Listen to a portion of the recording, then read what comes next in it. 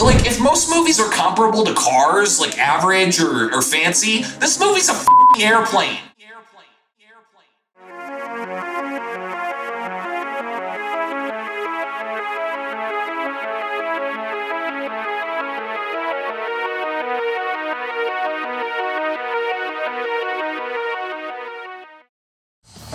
You guys feel it too, don't you? Nothing feels right anymore. Nothing feels correct anymore. Your clothes never wear as well the next day. Your hair never falls in quite the same way. You never seem to run out of things to say. This is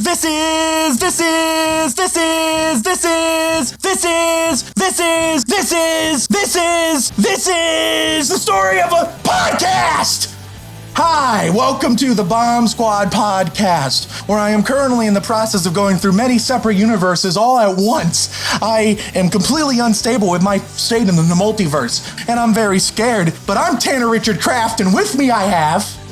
Ow! I'm Austin Sweebleman. I'm Rein, I guess. I'm Tim M. Sullivan, and this is a bagel. Tim, you made me a happy man today. And today we are talking about the latest multiverse sensation to hit the nation. Everything, everywhere, all at once. Before we get into all this multiverse shenanigans, I'm just kind of curious about if you guys have any history with Daniels, Dan Kwan and Daniel Scheinert, the directors at all. What do you think makes them stand out as the directors? If so, and what kind of expectations did you have going into this movie? Austin, you're the only one I know whose opinions about Swiss Army Man at all, so I'm going to start with you. Yeah, I didn't like it as much as everybody else, but I respect it. I respect them. Going back to my time in film school, the first time that I ever heard the term weird wave, kind of like French New Wave, I was like hearing our professor Pete Timmerman talking about the films of Yorgos Lanthimos specifically. But you could also group in dudes like Leo Carax, but not Gaspar Noé, even though his films look surreal. And I'd say the difference is the previous directors create a different kind of warped reality. Something fundamentally impossible is happening, and it's diegetic. Not a drugged up hallucination. There is like a talking puppet or a farting corpse. If I had to wager a guess, I'd say people like Carax and Lanthimos are more influenced by experimental film canon, the fine art scene. But with Daniels, there's this undeniable presence of internet humor. As if like Tanner's 2018 short, The Cardinals Fan. It sometimes feels like a joke from an online forum that was painstakingly turned into a professional film production. What rules about these two is that after they've turned a man into a multi-tool complete with orifices, or adapted the infamous Mr. Hands shock video into a murder mystery, there's exceptional technical stamina present. Their camera work and their special effects are really amazing for the indie scene. And the cherry on top is their ability to communicate themes inside of these bizarre scenarios, exploring stuff like depression, anxiety, isolation, nihilism, optimism. I had another theory that Swiss Army Man was just the tip of the iceberg with these two. If their first attempt was a bullseye, what is this movie going to be like when they have a $25 million budget? I'm not a betting man, but odds were looking like this film would be, at the very least, a truly gripping postmodern film. And those are always a cause for celebration, because postmodern films vary a lot in accessibility. Tim, you're still eating a bagel. So, Rein, I'm going to go to you for your opinions on the Daniels and what expectations you have going into this film. So I might have the least to say regarding them as directors. I literally have only seen Swiss Army Man and the Get Down for What? Is that the song, right? Get Down for What? I love Get Down for What. Dude confused Get Low with Turn Down. Not much to say other than, man, that's just a whole lot of fun. Which I guess you could also say about Swiss Army Man. I had a good time with it. It's I have not seen it since my freshman year of college, and I don't know, I like it. There's not too much I have to say about it. It wasn't really the main thrust of my excitement for this film. It was more so just the concept and just the first trailer, to be honest, and sort of the promise it had. I didn't even remember that the name of the directors for Swiss Army Man, so when it was a film from Daniels, and then my friends would be like, oh, it's Daniels. Just in the theater, I'd be like, oh yeah, Daniels, that's crazy. I know what this means. Finally. And then the more I saw of the film as it was coming out, my excitement just exceedingly got better. I really think now, after seeing this movie, Austin really hit the nail on the head when he described their work, described how they how they're differentiated from their peers with their inclusion of internet humor. I think they really feel like some of the first major directors, their taste and sensibilities have really been inspired from the internet as opposed to just indie film, other traditional media in general. I was excited. The end. All right, Tim, what familiarity do you have with the Daniels, if any? I haven't watched any of their shorts or any of their stuff that they directed as individual directors. I've only seen this film and Swiss Army Man, which I really enjoyed Swiss Army Man. That's a movie I liked a lot. So yeah, I guess going into this one, expectations. The movie looked interesting. The trailer looked like it had a neat concept, and yeah, just interested to see what it had to offer. And I guess just as far as like them as directors go, basically Austin put it perfectly. And I think that they have a really great way of just kind of offsetting their like kind of dick and fart joke humor with some really like sweet character dramatic moments. I think they get that balance really well, to the point that like they'll make a dick or fart joke that makes you cry. So that's about all I've got. Back to you, Mr. Kraft. All right, so my history with Daniels as directors is... hold on, I'm in the egg universe. All right, there we go. I'm going to actually have something unique to say about that because nobody else has brought it up. But as far as my familiarity with them, as I've alluded to several times in the podcast before, Swiss Army Man literally changed my life. Middle second semester freshman year, I was depressed beyond comprehension. I was miserable as a computer science major. I felt like something was missing from my life. And then I saw Swiss Army Man. And in that moment, when the credits rolled, I told myself, I want to make movies. I want to be a director. I want to make something half, a quarter, even 1/10 as magical as what I just saw. I literally, within the next 2 weeks, went to an academic counselor and changed majors on the spot to a film production major. And that's how I met all you lovely folks. And obviously my life changed for the better. Bomb Squad Productions wouldn't exist if it wasn't for Swiss Army Man.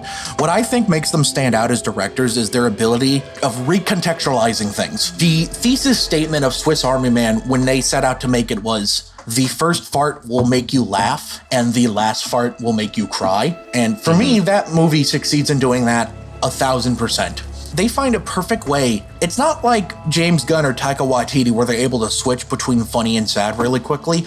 The Daniels find a way to make the exact same thing funny when you first see it, and then sad when you see it later. Obviously, there are other directors who do that, but I can't think of anyone who makes it such a singular part of their style, quite like Dan Kwan and Daniel Scheinert do. As far as expectations going in, you guys know it. The second I saw the trailer, I literally immediately put it in the podcast schedule and I said there's no negotiating this. The new movie from Daniels, produced by Joe and Anthony Russo from A24, it's a multiverse movie. Michelle Yeoh, Short Round is in it, and he hasn't been in a movie in like 20 years. Yeah, no, we're doing this. So my hype and expectations were off the charts. Then it premiered at South by Southwest, and it was getting universal acclaim. I remember there was a specific tweet that said, remember when you walked out of a theater in 1999 after watching The Matrix for the first time, or out of a theater in 2015 watching Mad Max Fury Road for the first time? Everything Everywhere All at Once is that for 2022, and that pretty much set my expectations off the chart. Did it exceed them or meet them? We'll find out when I answer the next question, which is, of course, what do you guys think of the movie overall? Tim, I want to start with you here. What do you think of Everything Everywhere All at Once overall? Sorry, that was involuntary. And just give me your thoughts on it overall, man. Yeah, so I guess I'll start with the story of when we went to see it.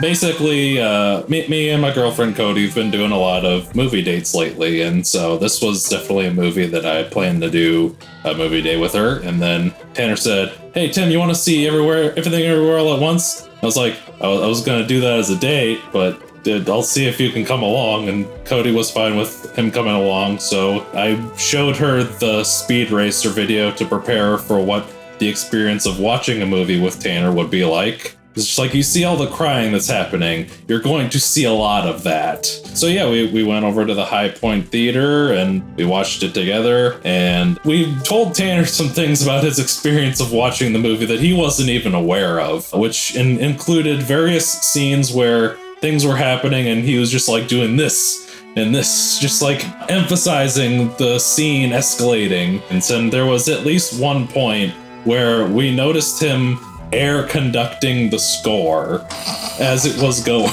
And we told Tanner about this, and he was just like, what? Didn't you tell me I would also frame shots in real time? That sounds about right. I'm sure you were being the cinematographer as well as the composer of the film. I thought he was punking me. Like, I thought Ashton Kutcher was about to pop up like, you just got punked. My thoughts overall is it's a really good movie. It rules. It's my favorite movie of the year so far. I would say that I think what really makes it strong is it has this way of just making you attached to everything that's happening. There's no such thing as a one-off joke. Everything they explore, and it doesn't feel like it overstays its welcome at all. Everything is there for just long enough for you to fall in love with, like the Rockakuni bit, the hot dog fingers, and the rock world. They're all there for just long enough that they're funny, and you kind of fall in love with them a little bit. And I think it does this great job of exploring this high concept multiverse scenario while still having a overall message that really just boils down to something that's pretty simple, which is just like the heart of a family dynamic between these two parents who are struggling with their marriage and this daughter who is gay and they're having trouble with that, and just all of them struggling. It all comes back to that as it goes through all of these different universes. And I think that they handle that really well in this movie.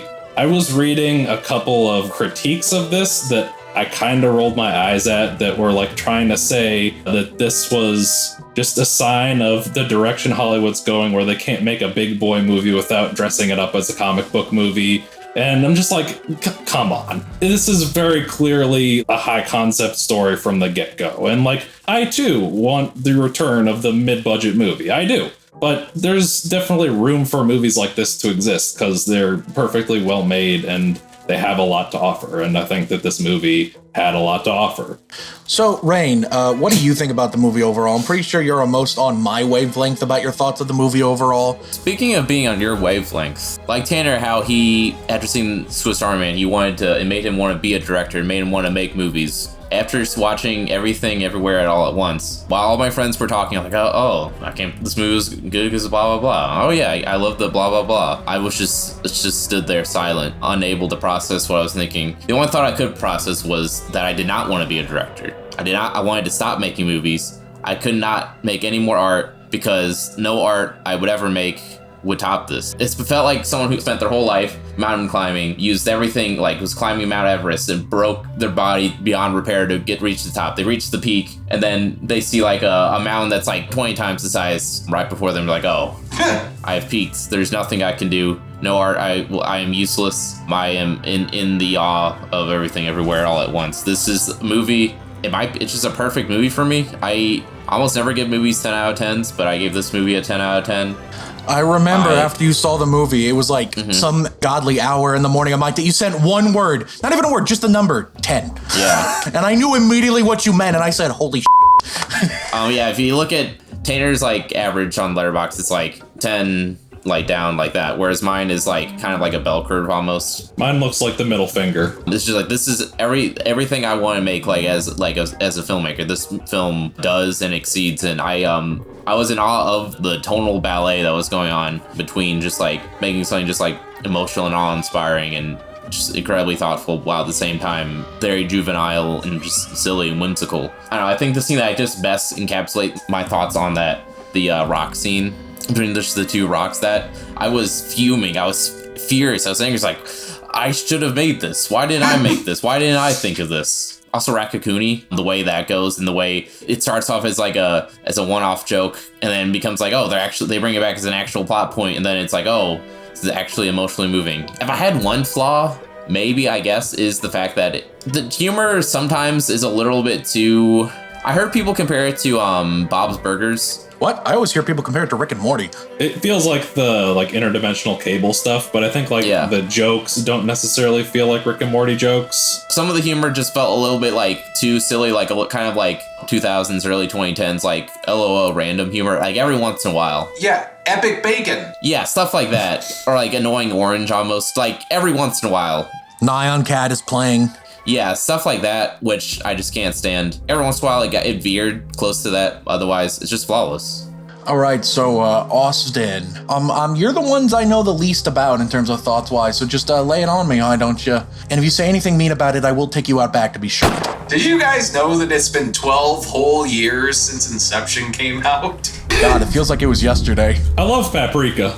12 whole years since the last great mind blockbuster. 3 generations of kids graduated from high school since the last time something even remotely like this came out. But no more. Leaving the movie, I was joking to Sid on the car ride home that this is probably going to get less of those, like, you have to have a really high IQ to understand this movie posts, compared to, like, Inception and Primer. I compared the fundamental mechanics of this movie to the music video, Turned Down for What by DJ Snake and Lil Jon.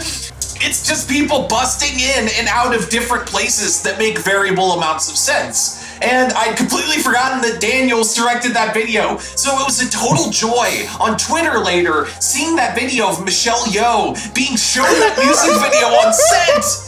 Oh my god. Going a little farther here into the actual thing, I'd say as people, our feelings and emotions are some of the most complicated things that we've encountered in the universe so far. Sometimes you have to go through a lot of trouble just to figure out a feeling that has been burdening someone else. And I think this movie is like a really user-friendly portal to understanding some ideas that are pretty unique for the landscape of cinema. Like, back in my day, you had to take a lot of LSD to get to the place where you understand the gravity of something like the wide possibility of theoretical universes, making you as an individual, your existence, seem meaningless. But this film cuts to the chase, baby. Even after you fully understand how many different pairs of shoes there are. With humans, it's just nihilism versus optimism, baby. Every time. Some people have that phrase, ignorance is bliss. Well, guess what? You're always at risk of something bigger finding you and shattering your reality.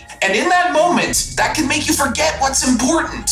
But until you pass that event horizon, that bagel, which is death, you can always find your way back and believe in valuing what you've got left. You see, it's not every day that you get an existential movie that treats the fifth dimension like a serious plot element. To wrap this up, this movie feels like 2 times the amount of thought and work put in. Like, take any good movie that you've seen recently, and just imagine if everybody worked twice as long and twice as hard on it. The last time I think I saw a movie like this was probably Jonathan Glazer's Under the Skin a billion years ago. Like, if most movies are comparable to Cars, like average or fancy, this movie's a f***ing airplane. I'm happy that we have another, like, film school favorite on our hands. It felt like the calling card for a new generation of minds entering the medium with a tremendous bang.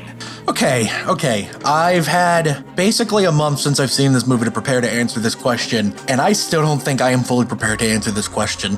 I'm gonna start it with a story. When I was 14 years old, and after I saw The Avengers, and I started to fall in love with the cinema on a deeper level for the first time, one of the early movies I watched, as recommended by both of my parents, was a movie called Forrest Gump. I immediately fell in love with Forrest Gump, mostly because I saw myself in Forrest somewhat. Growing up with a disability with autism, I felt like I could fit myself into Forrest's shoes. Clearly, we had radically different disabilities, but there's this sort of fundamental baseline understanding of having a disability that I feel like most people can relate to. It was this great, epic, sweeping fairy tale of old-time Americana, and for the next 10 years, ever since someone would ask me, "What's your favorite movie, Tanner?" I would tell them, my favorite movie is Forrest Gump. When I walked out of the IMAX theater on Ronnie's on March 30th of this year, I walked out with a sensation of feeling that I think I just watched my new favorite movie ever. And I know it's me. I'm Mr. Recency Bias. I'm Mr. Hyperbolic about things I've seen recently. So I literally gut checked myself with my friend Joe Vrenick, member of the pod, who saw it with me, and he said, "No, dude, you're not crazy. It's that level of good. I understand it." Walking out of the theater, I'm like, the next generation of filmmakers are going to grow up saying this is the movie that made him become a filmmaker. Joe Vrenick told me walking out of the theater, he told me this: it's 1977 and we just watched Star Wars. I feel like it was something revolutionary. This movie feels like it was scientifically engineered in a lab to appeal to me specifically. Think about a theme, an element, something about this movie. And it is something I've probably said I love in movies before. How about the fact that this is a movie about learning to accept oneself and grow as a person? This is a movie where one of the fundamental messages is the world is scary. Be kind. That is deeply important to me, to be kind, and to see a movie say, even when we don't know what's going on, be kind. I heard him say, your clothes never wear as well the next day. And I went, huh, that sounds familiar. And then he says, your hair never falls in quite the same way. And I went, oh my God, that is absolutely by Story of a Girl, one of the greatest pop songs ever made. Oh my God, oh my God, oh my God. Yeah, it's a one-hit wonder and everyone knows absolutely Story of the Girl, but you don't expect your indie multiverse A24 movie to pull out Story of a Girl and then later have Story of a Girl play during a dominatrix sequence. I didn't realize that line was a reference to that. It's 9 stars. It's 9 out of 10 now. You piece of bitch ass motherfucker. That's a great song, and you're a loser. How about all the character work in this movie is tremendous. Everyone has these uniquely fleshed out personalities. Some of them have multiple versions of these unique fleshed out personalities. It feels like every joke, every cutaway is perfect. When they cut to rocks, I was losing my mind. When the first time you see the rocks, my entire audience is laughing and laughing. The first time you see the hot dog fingers, my entire audience is laughing and laughing. When you see those things again towards the end, my audience is crying. One thing I like to say is that this movie's split up into these 3 parts. I like to say 4 parts because there's a little bit before it says part 1. So that's almost like a prologue of sorts. The Uncut Gems portion. Part 1, everything, is the part that made me go, this is my favorite movie of the year. Part 2, everywhere, is the part that made me go, this is my favorite movie ever. Basically, during the entire portion of part 2 everywhere, I'm crying. Cody can also confirm this. In fact, she said this earlier on text. And I think it really comes down to one important character, which is Wayman. I can't think of a character more deserving of what I'm about to say. Dance! Rock! Baby! I can't think of a father that rocks harder than Wayman. The absolute pinnacle of manhood. The absolute pinnacle of humanity. First off, what a tremendous performance from Kwan to play the 3 versions of Wayman. You got your normal Wayman. Some people have called him Beta Raymond. F you if you say that. Because he is an absolute hunk of a man of himself. There's Alpha Wayman, and then there's a third one, which I have personally taken to calling to In the Mood for Wayman.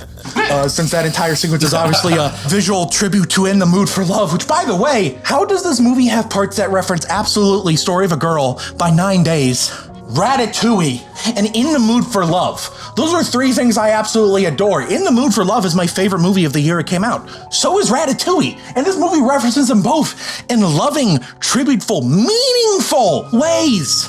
Every time you watch it, you notice something new. The action scenes in this movie are absolutely off the charts nuts. And the visual effects in this movie are also off the charts nuts. I can't believe the visual effects in this movie was done by a team of 5. I've seen 7 and 5. I've seen 2 different numbers, but it's anywhere from 5 to 7 people. They couldn't properly integrate themselves into the existing VFX pipeline, so they just called a bunch of music video directors and said, hey, you know how to use After Effects? You know how to use Blender? Can you do the VFX for our movie? And it's stunning. It's perfect. The bagel looks great. Everything looks great. This movie was edited in Premiere and After Effects, Austin. How does that make you feel? Makes me feel amazing. That's what I'm talking about, baby. All right. There's more things I want to bring up specifically, but we'll save those for the next 2 questions, which we will get into after a brief commercial break. See you guys in a minute after YouTube does whatever they're putting in here. Hi, Prater you. Welcome back to the Bomb Squad Let me try again. Welcome back to the Bomb Squad Podcast, your number 1 source for menstrual cups. So our next question is probably going to be our quickest question. I think the score in this movie is really magnificent and also very unique. So I just kind of want to get your guys' takes on that. Rein, I want to start with you. Good, but not as good as Swiss Army Man's score. That's fair. I think that is the one thing Swiss Army Man does better because it's really magnificent. Yeah. The acapella-ness of they got that Sydney orchestra group that's just really amazing. The song Montage from Swiss Army Man is one of the greatest songs made in a movie ever. Tim, I want to hear your thoughts on the score real quick. Score good. Many people are saying this. Austin, first off, get out of my swamp. And secondly, can you just lay it on me with your thoughts on this score real quick? I think it's unfortunate that New York-based experimental band Son Lux, which shamelessly plagiarized John Gage's 1952 classic 4 minutes 33 seconds during the rock portion. I mean, come on. I'd recognize that complete silence anywhere. It's that one John Cage song. I read a line in Pitchfork that's pretty good. Author Annie Gang described the sonic location of this soundtrack as somewhere between creation and destruction. That's probably the utility of having an experimental band do your music. I liked it enough. I think it adds a lot to the movie. There's one piece of music specifically. The track is called How I Fight. I think it really adds a lot to the movie, and I think what's really important is that it just sonically, it just really contributes to the unique. It has a multiversal sound to it, I think. The score does. It helps your brain transition to the thought of seeing a man with hot dog fingers, or as a pinata, or just as rocks, or hell, even a donkey. I think it really helps your mind set into place, and I think the music's really important for that. So, for our fourth and final question, I just want to know your favorite character, your favorite moment, your favorite scene, your favorite something. I just want to know a favorite something from this movie. I want you to point out to a specific bit of this movie and say, I love that. Rein, we will start with you. I think what has to be the best line, maybe my favorite moment in the whole movie, when the father character in the universe where they're both successful but not together, when he's like admitting to her, like, I wouldn't have minded just spending my whole life doing laundry with you or running a laundromat with you. In another life, I would have been happy just to do laundry and taxes with you. That line destroyed me, and it continues to destroy me. The end. Well, that's a good thing. Austin, what's a favorite bit you want to point out? I think my favorite moment in the film, and I'm sorry if we have insufficient footage for this, viewers, but it's when Jobu Tupaki appears out of the elevator and starts just murdering guards. It reminded me of how people sometimes had cartoonish powers in that old movie Kung Fu Hustle when they beat each other's asses. But man, it was taken so much farther than that movie takes it. Just like later in the movie when Evelyn takes her husband's advice and learns to fight people with kindness, the way random outfits, objects, and situations appear, leading to death or happiness later, was just endlessly satisfying to me. I truly could not tell what wonderful thing was coming next. All right, Tim, favorite bit from you? There's a scene right when, like, the first time you see, like, the veil covering the bagel where it's just this white environment. And Tanner told me later that he had planned to do this since the first time he watched it, which was he leaned into me and just whispered, Kingdom Hearts. Just those two words. And serendipitously, this happened on the day that Kingdom Hearts 4 was announced. I was planning on doing that regardless. It was just ace timing. Darkness. Yeah, that was godly. Some favorite moments overall. I really enjoyed like the scene that Austin mentioned of Shoujo Tsubaki coming out and beating everybody up. That was just a lot of great material there. And I really enjoyed the beginning of that climax when the bagel first comes out and suddenly she has to do everything to incapacitate all of these people. And then we get that final moment of her just like going, stop calling me Evelyn, I am your mother, which is fantastic, Powerful. Fantastic dialogue there. And I saw a thing, it was like a letterboxd list, it was like the A24 canon, it was just like Hereditary, I am your mother, derogatory, Everything Everywhere All at Once, I am your mother, heartfelt, or something like that. Which I just love the sentence, I am your mother, derogatory. Yeah.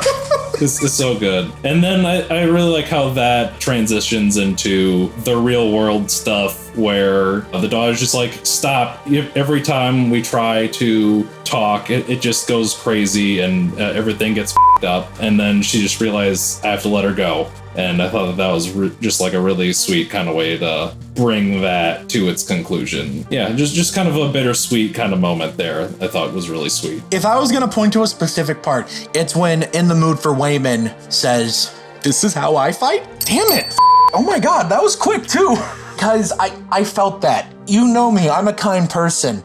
And sometimes I play a little dumb or a little naive, you know? It's a defense mechanism. When Wayman said, this is how I fight, it felt like it was speaking to me, because that's how I fight. To basically just see, my entire life philosophy, which in Eternals I said was humanity is beautiful. What that results to in so is that be kind, especially when we're scared and we don't know what's going on. Another thing I really want to mention out though is you guys have kind of talked about it, but it's the sequence where Michelle Yeoh says, I'm learning to fight like you.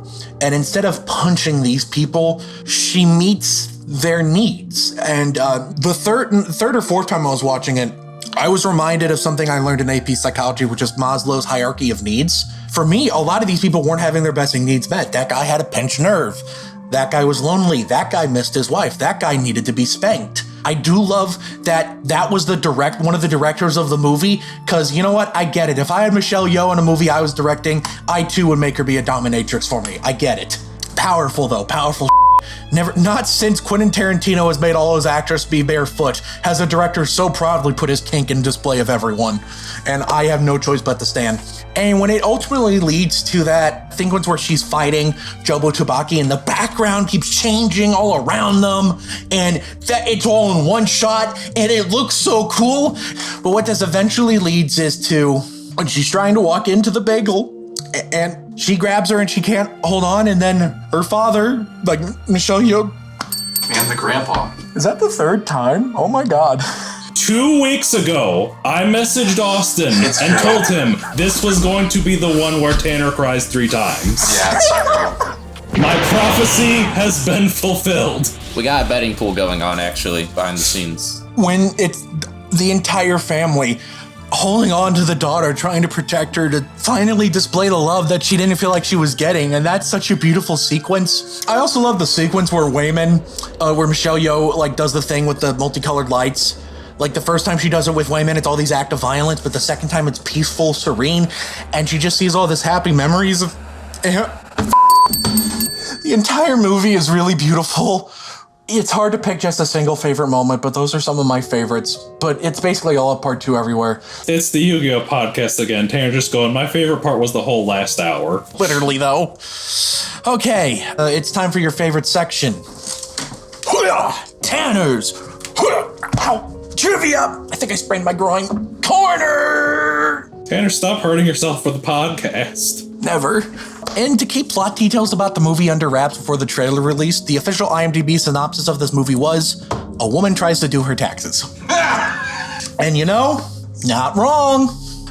Kwan delivers a reference to his Indiana Jones character Short Round when yelling at Evelyn to snap out of it, because the scene plays out exactly the same in Indiana Jones and the Temple of Doom when Indy is under the spell by Mola Rein. This is Kwan's first major film role in 20 years. I am so glad that Crazy Rich Asians brought this guy back, because so truly, good. We can all agree, he is so good in this movie. He's incredible. It's 3 distinct versions of the same character. It's incredible.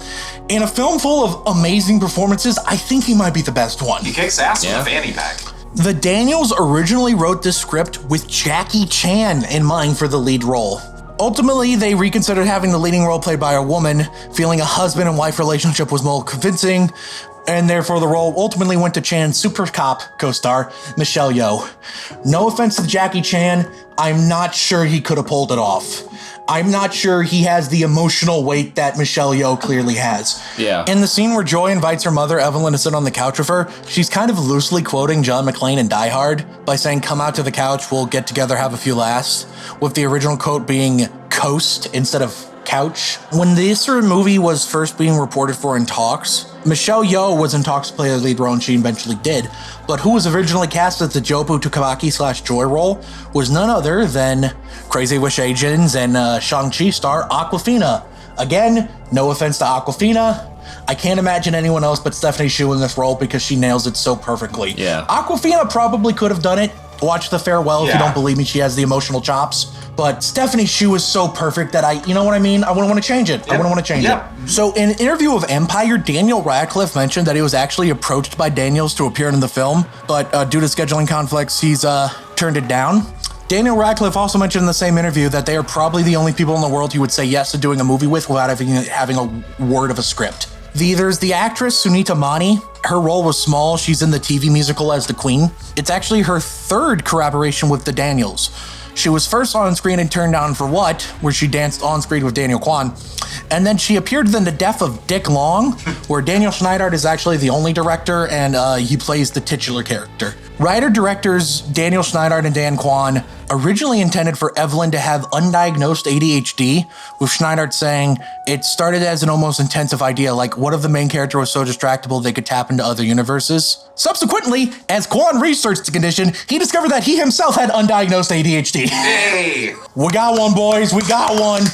in the universe where Evelyn is a movie star, they just use Michelle Yeoh footage on the carpet of Crazy Rich Asians. I adored that so much. When Joy is approaching Evelyn in the forest, her weapon cycles through multiple variations. For a split second, you can see her holding the Oscar. And God willing, this movie will be nominated for 1 or 2. Please, God, I don't ask for much. That's a lie, I ask for a lot, but can you actually grant this one? The bagel and the googly eyes are inverted colors of one another, with the googly eye being a black center and white eye, and the bagel being black surrounding white center. After Evelyn acquires the ultra strong pinky fingers, she hits one attacker, causing them to fly upward. You may recognize this sound effect from a video game called Super Smash Brothers. When you achieve a critical hit in that game, it's the exact same sound effect. Thank you. Austin, play that sound effect. It's the exact same. Thank you for clarifying that. I thought they used that. Okay. Yeah, I thought that was it too. One last thing, Tim. You brought up Paprika earlier. The fake out ending is an intentional homage to Paprika. There we go. Final thoughts on the movie, everyone. Austin, go. I hope this gets nominated for Best Picture. Either that or we're in for the best year of movies in my lifetime. The Academy doesn't like things like this, though. That's what I'm only worried about. It's not going to But what I'm hoping is that the acclaim surrounding it could push it upwards like it did for Fury Road 7 years ago. Tim, final thoughts, go? It's a really good movie. I'm not in the same camp that's saying it's the greatest movie ever made, but I really like it. It's my favorite movie of the year, and I hope that the Daniels continue to make more good We all agree. Best movie of the year so far, at least? Yeah. Yeah. And I don't know about y'all, I'm hard-pressed to see if something better than this comes out, it's going to blow my mind. Oh my God, are you kidding me? Eternals I like 2. a movie more than this. Eternals 2, let's go, baby! 2 Eternals. Rein, final thoughts, go. I forgot to mention, it might be one of my favorite movies ever. It's definitely up there. Movie good. When we last discussed it, I think you said it might be your second favorite. First or second, I would need to rewatch some of my favorites to say definitively. You said the other one in contention was City of God, right? Yeah, it's Two very similar movies, of course. That's too hard. I think this is my new favorite movie ever. It's a stunning masterpiece in filmmaking that's going to inspire several generations of filmmakers of years to come. If this can't even get nominated for a single Oscar, it's going to be heartbreaking. If this isn't nominated for Best Editing at the Academy Awards next year, that'll be the final nail in the coffin that the Academy isn't truly about rewarding the best of film, because you'd be hard-pressed to find a better edited movie this year, I'm willing to bet. Yeah. And you'll be hard-pressed to find a better edited podcast than this one, Austin, because you're the best. Everyone give a shout-out to Austin. Round of applause. He's the best. He's the man. We love him. Tanner, It's too bad. It's too bad Austin Lieberman died of ligma. Yeah. What's ligma? Austin, my Zweebelman. You know who else died of ligma? You! The person watching / listening to this podcast. If you're listening to this podcast on any of the audio platforms please go down below and leave us a review. It helps boost us in the algorithm. If you're watching this version on Spotify video, hi, welcome. I think we somehow cursed less in this one than we did in the Sonic 2 one. That just goes to show the kind of people we are. Definitely. But if you're watching this uncensored version, how about you go down to our Patreon? Because I'm not sure how to monetize the Spotify videos yet. So if you're watching exclusively on Spotify video, we'd really appreciate it if you get to our Patreon and just threw a couple bucks our way. If you contribute $10 or more a month, hey, guess what? We'll put your name in the end cards. And if you are watching this version on YouTube, thank you oh so very much for watching this googly-eyed masterpiece that I'm sure Austin has put together. While you're here, comment below and let me know. Have you seen Everything Everywhere All at Once, and what do you think of it? Do you want us to do a Swiss Army Man podcast in the future? What alternate universe from this movie is your favorite? What's a favorite moment from this scene? And finally, comment below and let me know, if you had hot dog fingers, do you think it would be more difficult to jack off? Comment below and let me know. And while you're down there, hit the like button. Austin, you just look incredulous at that one. Just absolutely baffled. While you're down there, hit the like button, hit the subscribe button, and hit the bell icon so I can travel through universes in order to break into your home and kill you with my pinkies. Thank you again also very much for watching. Tune in next week where we talk about a movie starring Nick Cage, the unbearable weight of massive talent. That's going to be a fun one. I've already seen the movie and it's really, really good, guys, I swear. So that's going to be a fun one. You don't want to miss out on that. I'll see you guys then. Bye. Farewell. Bye.